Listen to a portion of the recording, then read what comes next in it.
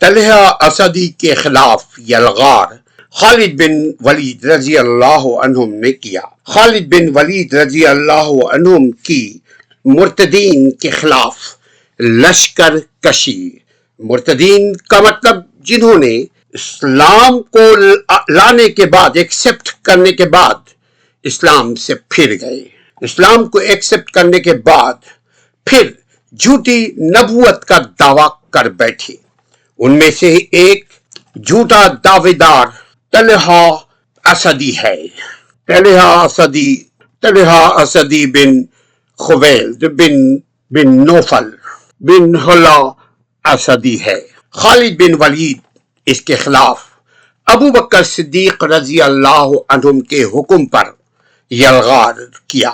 رسول عربی صلی اللہ علیہ وآلہ وسلم کی اس دنیا سے جانے کے بعد طلحہ کا فتنہ تیز سے تیز تر ہوتا چلا گیا۔ طلحہ کا فتنہ ابھی ختم نہیں ہوا تھا جب حضرت ابو بکر صدیق رضی اللہ عنہ رسول اللہ صلی اللہ علیہ وآلہ وسلم کی شورا کے ذریعے الیکٹ ہوئے۔ He was the first companion of Muhammad صلی اللہ علیہ وآلہ وسلم۔ ابو بکر صدیق رضی اللہ عنہ دنیا کے نبی اور رسولوں کے بعد افضل ترین شخصیت ابو بکر صدیق رضی اللہ عنہ ہیں۔ انہوں نے مرتدین یعنی جنہوں نے جھوٹے دعوے نبوت کے کیے ہوئے تھے ان کی سرکوبیوں کے لیے ایک لشکر ترتیب دیے، اور ان کے قائد، ان کا لیڈر خالد بن ولید، ان کے قائدین کا، لیڈرز کا تقرر کیا۔ طلحہ اسدی کی طرف حضرت ابو بکر صدیق رضی اللہ عنہ نے حضرت خالد بن ولید رضی اللہ عنہ کو لشکر دے کر بھیجا۔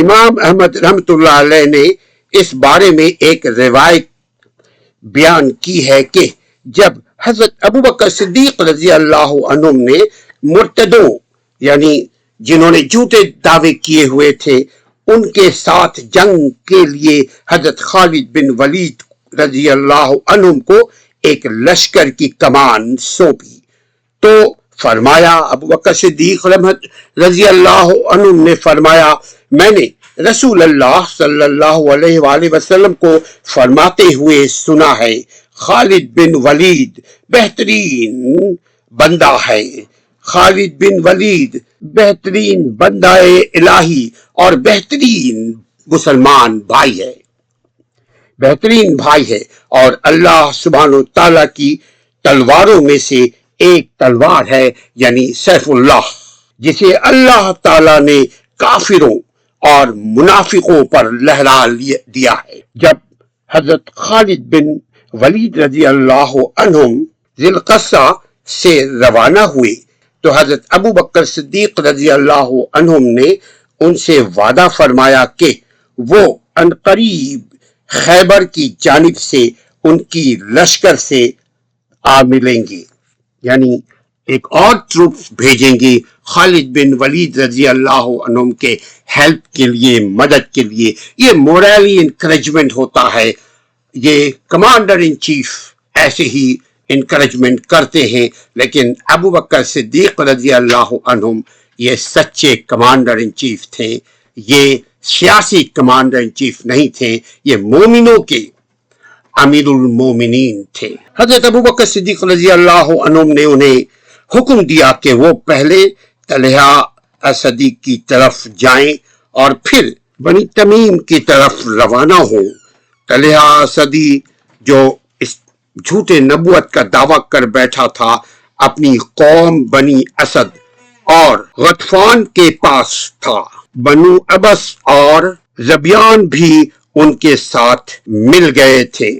طلحہ اسدی نے تے قبیلے، توئی سے ہوتا ہے یہ تو اب توئی اب بڑی توئی قبیلے کے بنو جدیلہ اور بنو غوث کو بھی اپنے ساتھ ملانے کے لیے پیغام بھیجا تو انہوں نے کچھ گروہ ہر اول दस्ते के तौर पर फौरन भेज दिए, यानी अपने ट्रुप्स में से, फौजियों में से उस वक्त बादाफ्ता कोई फौजी दस्ते नहीं हुआ करते थे, बल्कि जवानों पे मुश्तमिल उस वक्त का जो लीडर, बादशाह, कमांडर हुआ करता था, वो जवानों को जब जंग के मौके पर, यानी या जब वो समझता था कि इस वक्त हमें ट्रुप्स की जरूरत है, तो वो लोगों को इकट्ठा करके बगैर किसी वर्दी वगैरह के, मगर तलवार, खंजर, जो उस वक्त का वेपन हुआ करता था, वो उससे लैस कर दिया करता था और उसकी एक तनख्वाह मुकर्रर कर दिया करता था। वो बनु असदी, तलहा असदी के सपोर्ट में उसने भेज दिया, जबकि हजरत अबू बकर सिद्दीक रजी अल्लाह अन्हुम ने खालिद बिन वलीद रजी अल्लाह अन्हुम से पहले अदी बिन हातिम, हातिम ताई का बेटा, वो मुसलमान हो चुके थे, उनका नाम था अदी बिन हातिम रजी अल्लाह अन्हुम को उनके कबीले में ये कहकर भेजा हुआ था कि अपनी कौम को तलहा के साथ मिलकर बर्बाद होने से बचा लो। चुनांचा हजरत अदी बिन हातिम रजी अल्लाह अन्हुम अपने कबीले बनु तय में गए और उन्हें हजरत अबू बकर सिद्दीक रजी अल्लाह अन्हुम की बैत करने का मशवरा दिया। उन्हें इस बात पर आमादा करने की कोशिश की कि वो इस्लाम को दोबारा कबूल कर ले, दोबारा इस्लाम के नूर तले आ जाएं, दोबारा इस्लाम के छतरी तले आ जाएं। लेकिन कौम ने, बनु तय ने जवाब दिया कि वो अबुल फसिल की कभी इताअत नहीं करेंगे। उस पर हजरत अदी ने फरमाया, अल्लाह की कसम, तुम्हारे पास अबू बकर सिद्दीक रजी अल्लाह अन्हुम का लश्कर आ पहुंचेगा, वो तुम्हें मुसलसल मारते रहेंगे, तुम्हें तहस नहस कर देंगे, हत्ता कि तुम्हें यकीन हो जाएगा कि हजरत अबू बकर सिद्दीक रजी अल्लाह अन्हुम बहुत मजबूत, ताकतवर अमीरुल मोमिनीन, मोमिनों के कमांडर इन चीफ हैं और मोमिनों के खलीफाए अव्वल हैं।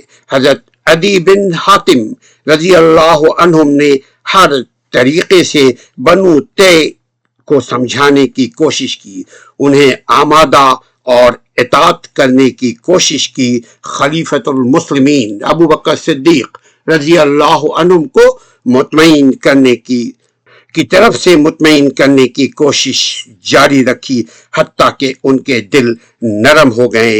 ये सहाबी रसूल थे जिनकी गुफ्तार, जिनकी किरदार दोनों साथ साथ मिलकर चला करते थे। हजरत खालिद बिन वलीद रजी अल्लाह अन्हुम आए तो अंसारी हर अव्वल दस्ते के अमीर हजरत साबित बिन कैस रजी अल्लाह अन्हुम, साबित बिन कैस बिन शमास रजी अल्लाह अन्हुम थे। उन्होंने अपने आगे आगे साबित बिन अकरम और अकाशा बिन महसन को हालात का जायजा लेने के लिए भेजा। उन दोनों हजरात ने तलहा और उसके भाई सलमा और उनके लश्करियों ने घेर लिया। उन्होंने हजरत साबित को देखा तो कहा ललकार कर कहा, अकाशा ने इबाद बिन तलहा को कत्ल कर दिया। ललकार कर कहा, हजरत अकाशा रजी अल्लाह अन्हुम ने हबाल बिन तलहा को कत्ल कर दिया। उसके बाद तलहा ने हमला करके हजरत अकाशा रजी अल्लाह अन्हुम को और सलमा ने हजरत साबित बिन अकरम को शहीद कर दिया। हजरत खालिद बिन वलीद रजी अल्लाह अन्हुम अपनी लश्कर समेत वहां पहुंचे तो उन्होंने दोनों को शहीद पाया। इन्ना लिल्लाहि व इन्ना इलैहि राजिऊन।